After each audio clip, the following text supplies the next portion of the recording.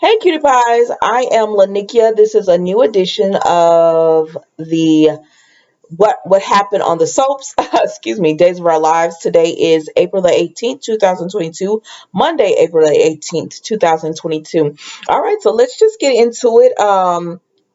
I've been wanting to do Days of Our Lives, but I had to catch up because it's a lot that has happened since I watched it. So it took me a while just to catch up and you know get comfortable being able to speak on it. Okay, so we're just gonna go right into Eric and Nicole, right? So Eric is at his dad's bar, and Nicole comes in, or a little eatery, and Nicole comes in to get a coffee, and he's there, and she's like, "Oh my gosh, what are you doing here? Are you out of the prison?" And he says, "No."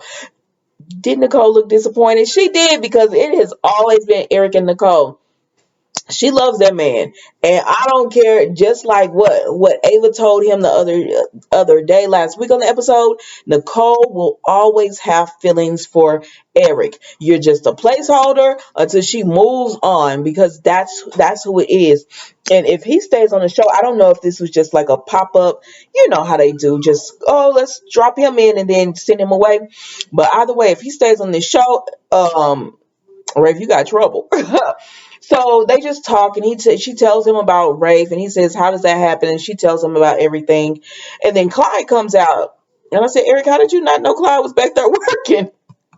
But anyways, he didn't know, and Clyde says, everyone's offered forgiveness, and he's been offered forgiveness to work at this bar and everything. And Nicole's like, after stealing his grandchild, and he was kidnapping his grandchild, he was like, yeah, he sees the changes I've made, and he knows I paid for my sins and crimes and everything. And Eric is like, yeah, that is true. Like, you paid for it, and then you can't like hold that to someone. And Nicole said, but he's just so bad, and how can people just?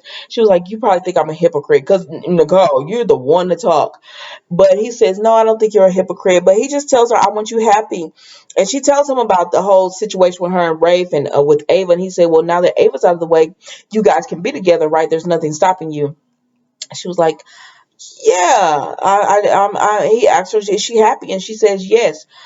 And she tells him, it was good seeing you. He winks and says, all right, it was nice seeing you too. And I just want you happy, and whatever. That's going to be a mess if he stays on this show, because, like, Rafe, count your months numbered by December. Like, I don't like, but I'd rather him just do an appearance like this and leave, than for them to have him so conflicted about, oh, I want to be a priest, but oh, I want Nicole. Don't do this man like that, because I actually do like Eric.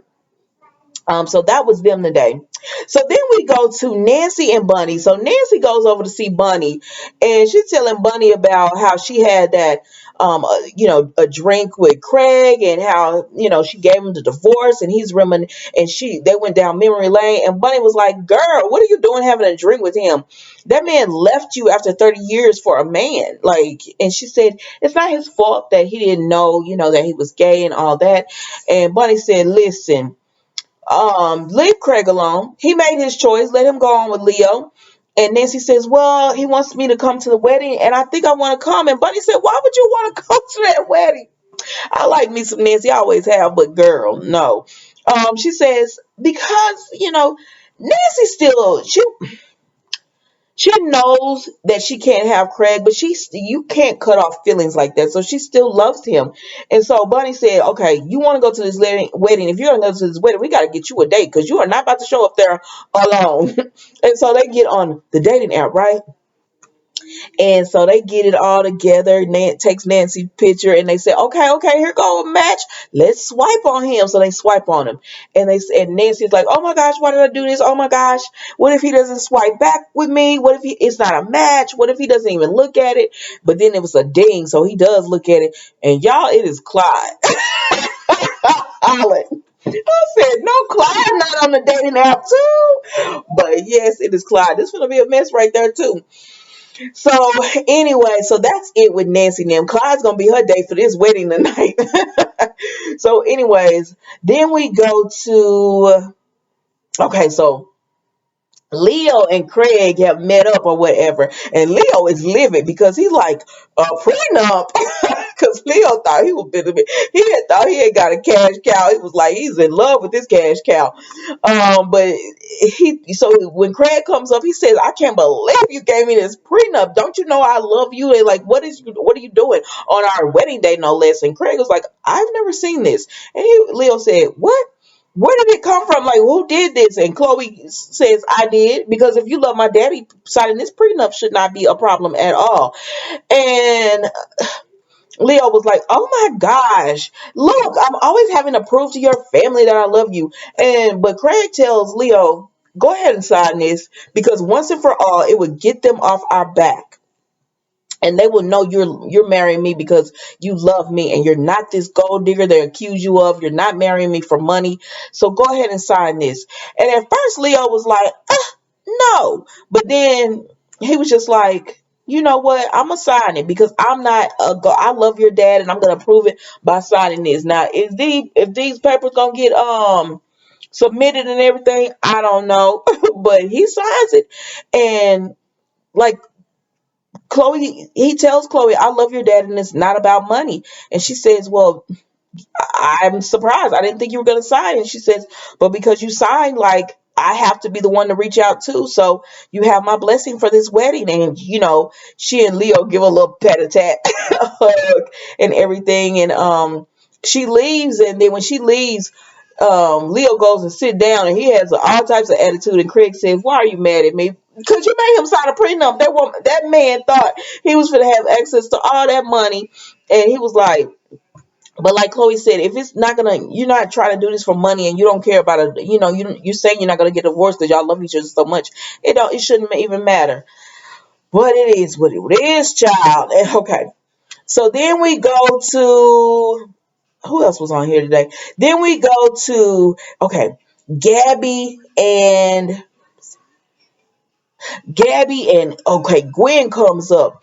And Gabby too happy because she glad she got Ava and put in jail. So Gwen says, she was like, "What are you doing here?" And she was like, "I'm celebrating and everything." So they get to talking, right? And she asks Gabby. Gabby asks Gwen, "Why are you here?" She said, "I'm looking for a reception after the wedding." And she said, "I'm getting yeah, it's a double wedding." So she tells Gabby everything about how she and Maddie, who is Leo Stark, Leo, are getting married. And Gabby said, "Ugh, Leo, that's your friend? Mm-mm, girl, that man ain't no good. Like, you know what he tried to do to Sonny and all that." And she was like, "He's no good." And Gabby said, "Don't talk about him like that." She was like, "He's the only, he's my good friend," and or whatever. And she said, "You the only person that like him." She said, "Well, he get married, so that person loves him too," or whatever. So then they start talking about Gabby and why she's so happy. She said, "Because I put Ava away." And Gwen said, "Excuse me?" And Gabby said, "Yeah, I found the evidence that she is the one who framed Rafe, my brother, and I put her away." And she said, "Where is she?" And she was like, "Yeah, she's in jail, probably going on her way to Statesville soon after the trial and everything." And so Gwen is shook it because she been gabbing to Ava about everything she has done. So Ava knows like that what she did to Sally, what she did to Abigail. She know all this, and then she remembers that conversation she had with Ava, where Ava told Gwen, "If I go down, I'm gonna have to give up a name. So it's me or you, and his name gonna be me." So now Gwen is like, I got stuff to do for the wedding." And Gabby said, "I thought you needed to get a venue for here." And she was like, "Yeah, yeah, yeah. That's part of the matron of honor," because she did tell Gabby that Abigail was going to be her matron of honor and everything. She said, "That's part of the matron of honor duties. I gotta go." Oh, whatever. And Gabby was like, okay. But Gabby is too happy, like nothing's gonna get it. Excuse me, Gabby is too happy when they show her by herself. She's like, "Cheers to me for getting rid of Ava. Ava's gonna come for you, girl, 'cause she about to get out." She gonna come for you and Nicole and that Rafe. Ain't no love now. But anyways, so now Ava has called Gabby, right? I mean, God, Abigail, and she told Abigail, "I got some information on you. Come on over." So Abigail was like, "Girl, what you doing up in here?" And she said, "It looks like I'm arrested." She showed her the handcuffs. "I'm arrested." And she said, "Okay, so what do you want from me?" She said, "Remember, y'all offered me a deal Well, I want to take that now. And she said, oh, when we were trying to figure out who knocked me out and stuff, now you want to take the deal? And she's like, yes, I would. So you tell her that I know who did it to y'all. Um, what is she calling her? Trask. Tell her I know who did it to y'all. And so Abigail goes and she said, Trask said, that ain't worth it. It's you're more bigger of a fish to fry for her than finding out who knocked me out, you know. And she said, huh. And but she said, what if I told you the person who did it has also done a lot of other things? And Abigail said, well, I need to know a name and what they've done. And Abel said, I'm not giving you that because I could give you that and then I don't get anything on my deal. And so Abigail said, well, it looks like we're at a standstill. I'm about to go. And so she gets up to leave, and Ava said, okay.